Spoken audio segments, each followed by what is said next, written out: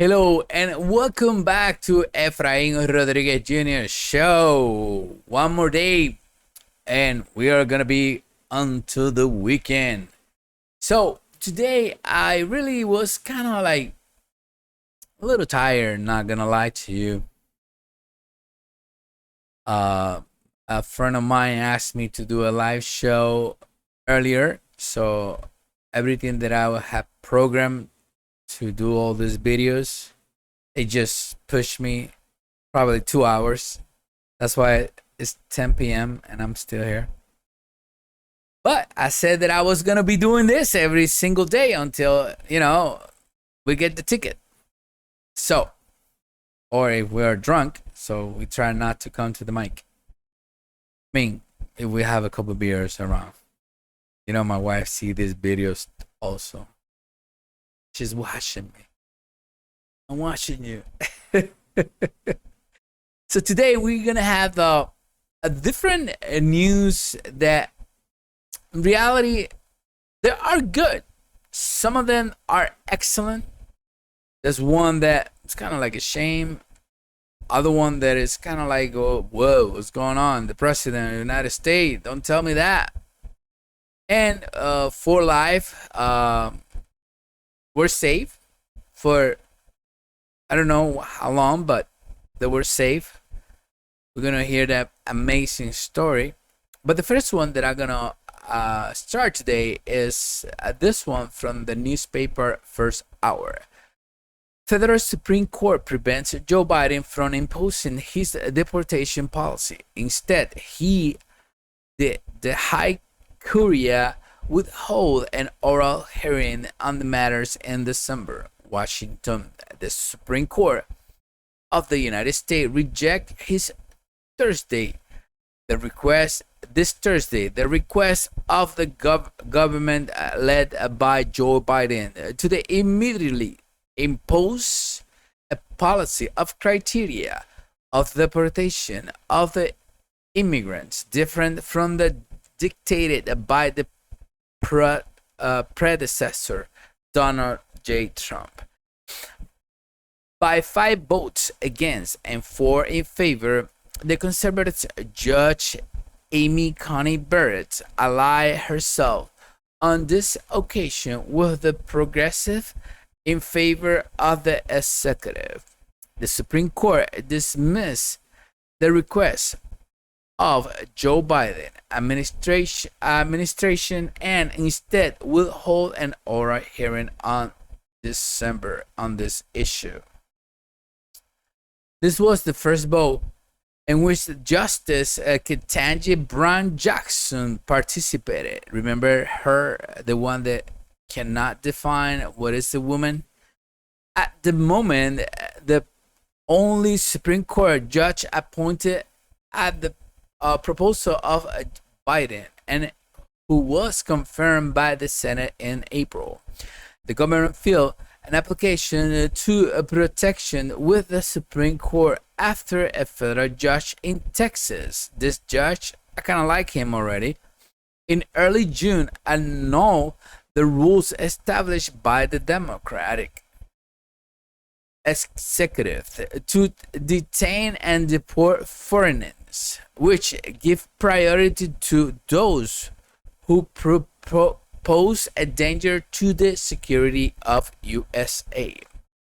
That occasion, Judge Drew Tipton ruled in favor of the lawsuit filed by the Texas states and Louisiana, which saw precisely to lead the priorities set by Trump standing and that pull all people with immigrant status in the crosshairs of deportation undefined. So we see here that whatever Trump put in place, it's like, I don't know who you are, but you come in here illegally, we catch you, we just deport you. Biden was proposing something completely different, just a small group. We gotta send back the one that can harm us. I mean, it's completely different from what Trump put in place before. And I can see why Tipton say, no, no, no, no, Jose, you can't do that. Tipton considered that the Democratic administration criteria did not comply with administrative procedures and described its priority rule as arbitrary and capricious. Awesome. The dispute over the priorities of the Immigration and Customs Enforcement Service (ICE) began in February 2021, already under the President Biden, when agents were ordered to prioritize the detentions and deportation of immigrants considered a danger to the national security and public order. And this is gonna be, whoa, you frozen, bro? What's going on with you? This is gonna be something that when you see that coming into the pipes, it's something happened. I mean, they're gonna blame whoever's in charge. I said this before. You know, whoever's in charge is the one responsible for this. You cannot hide from that. Inflation, who is in charge? The Democrats? They don't know how to run this country. Why we had 9.1. Now, he was just talking yesterday about climate change. More money. Print, print, print. Man, if that printer here, can you print green? Because, I mean, they had something on the White House that, I mean, they can print, and the Treasury Department, they can print so many bills. This bill is gonna worth nothing if they continue printing at the pace they're doing it right now. It's unbelievable. Need to stop for real. So this, I don't know if you're aware, but we're getting so many immigrants coming through the border by the thousand. In New York, the mayor of New York start talking about,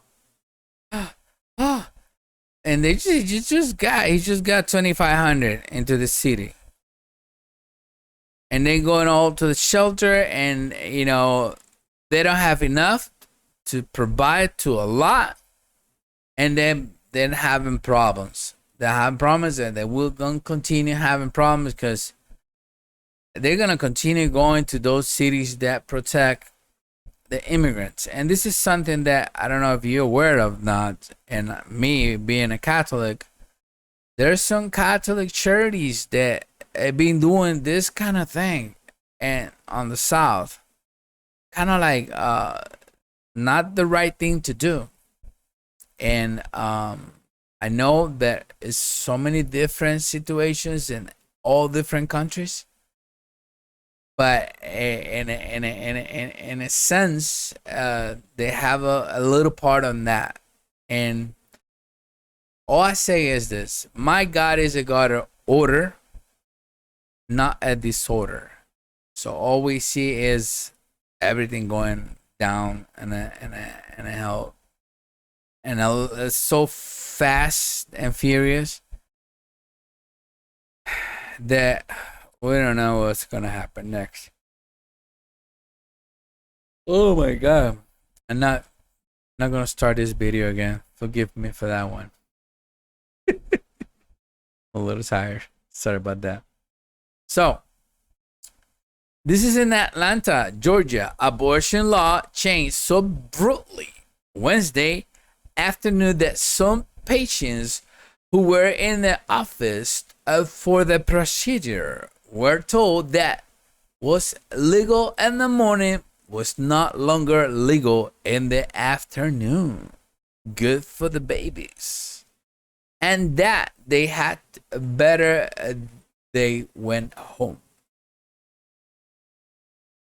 Melissa Grant, COO of Carafim, a group based in Washington, D.C., who operates a reproductive health clinic in Atlanta, said it was terrible to send 4 patients home. I mean, it was terrible to send 4 patients home that could not kill their babies. So the way that she's putting it is that it was a bad thing. I mean, if you see it from the eye of a pro-lifer, you'll be like, no, no, no. It's the contrary. It was a great thing. So everything went back to the states. The states put a law in place, and Wednesday afternoon, it was the day it started. Heartbeat. The law, which had been prevented from going into effect, bans most abortions once there is a detectable human heartbeat. Cardiac activity can be detected by ultrasound in the cells within an embryo that will eventually become the heart as early as 6 weeks of pregnancy, before the woman even realizes she is pregnant. My heart is beating right now. But one time I was in the body inside my mom in 6 weeks, and she couldn't even hear my heart. And the amazing thing is that with this technology that we have, we can hear the heartbeat growing inside of the mother's womb. I can put my head around this.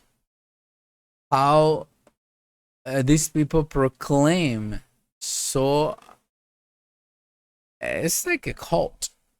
It's the cult of the dead, very much. I mean, this is not gonna stop from those women that want to go across state lines and have their abortion, but those that might have a heart, actually 2 hearts, might change their minds. And we can pray for that. It's incredible how this happens in our lifetime. Incredible. Ricky Martin, he is in the spotlight, but he's not because it's living la vida loca, just because he was in court. Let me just say what the paper said, and then I'll come back, because this is something crazy.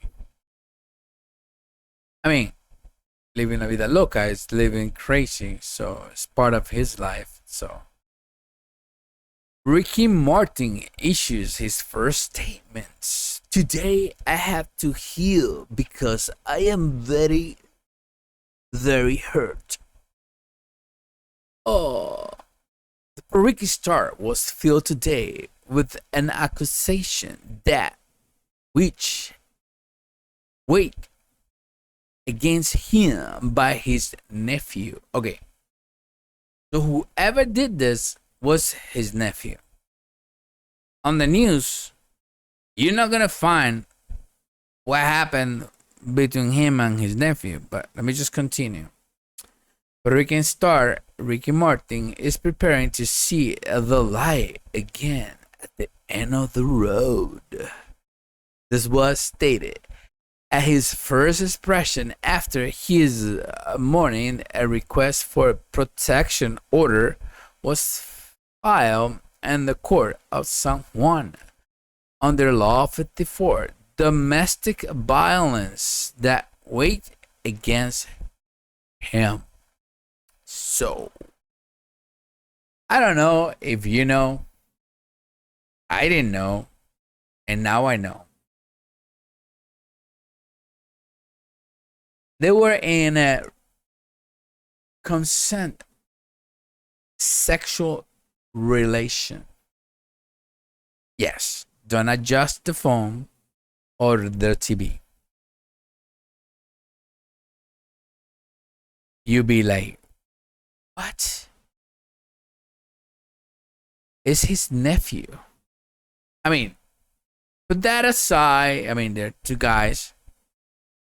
It's his nephew, the son of his younger sister.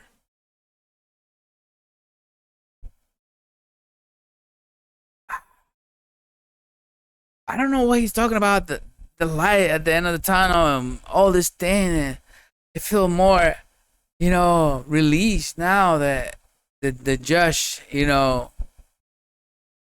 released this.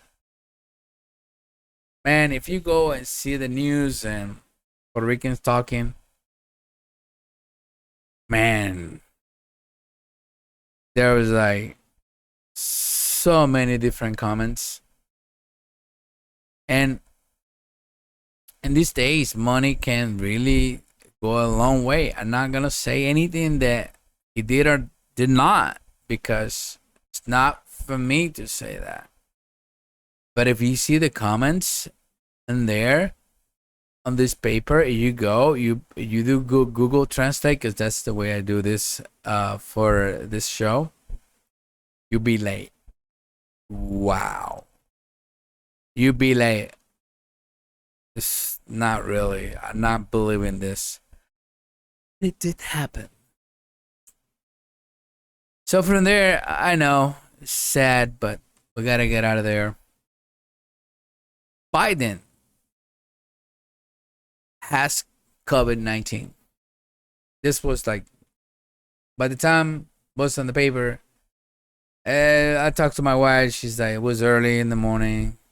Anyhow, for me, it was 5 hours, 7 hours on the paper. So a little late to this, but I'm here. And I want to say something about this because we need to be worried about this one.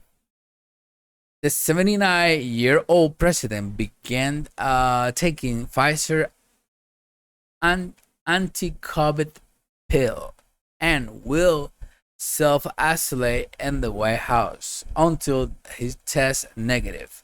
My friends, I am very well, said the U.S. President Joe Biden on Twitter after having tested positive for COVID-19 at the age of 79 with very mild symptoms, according to the White House. I'm still busy, added Biden in the message, accompanied by the photo with the, sitting on the office in the White House and with his doctor by his side. And here I come. The only thing that I think we should worry about this, because so many things is going on the so badly, they can use him as an example. Not a good example. We know that Trump had COVID and he pulled through. But all I can say is this. This guy can ride a bike. His immune system, it's compromised big time. He's the president of the United States. If he passed, we got Kamala. And that is a nightmare. Big time. All I'm going to ask you is, like him or not, let's just pray for the guy for him to get better, get well.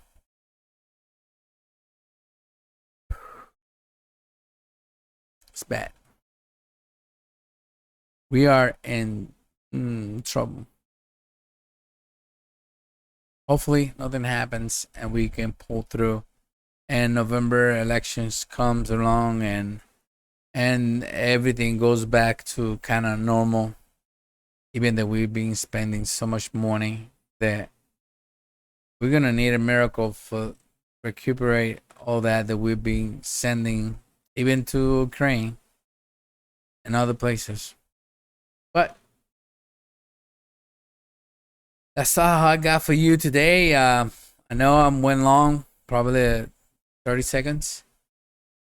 But I thank you for you guys to being here, even as 1 or 0 people that watch this video. I know my wife watched them.